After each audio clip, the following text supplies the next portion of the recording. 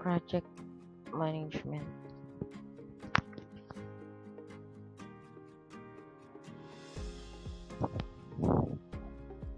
Project quality management is the process through which quality is managed and maintained through a project.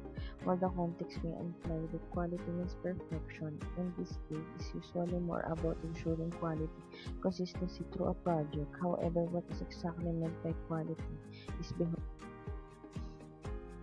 What are the different phases in project quality management? 1. Quality management. What is the definition of quality in project quality management? Validation, assurance that a product meets the agreed upon. Project management resource involves organizing and managing a project team. The team is usually made up of people with specific types of human resource management.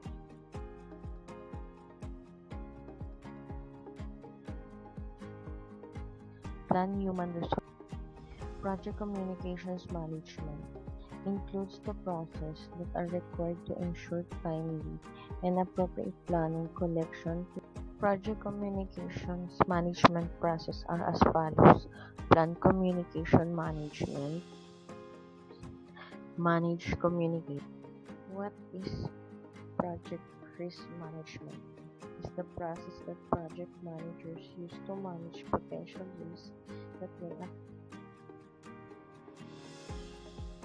Types of project risk. Cost, the risk of events that impact budget, especially those that cause the project. Steps in the risk management process. Identify the risks that could potentially impact our project. Assign 5 tips to reduce and manage risk. 1. Create a risk management plan. 2. Keep your risk register up to date. 3. Understand the risk event. 4. Be proactive instead of reactive. 5. Develop your project management skills. 5 tips to reduce and manage risk. 1. Create a risk management plan. 2. Keep your risk register up to date. 3.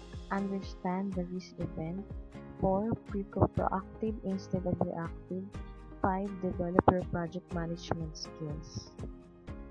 That's all. Thank you.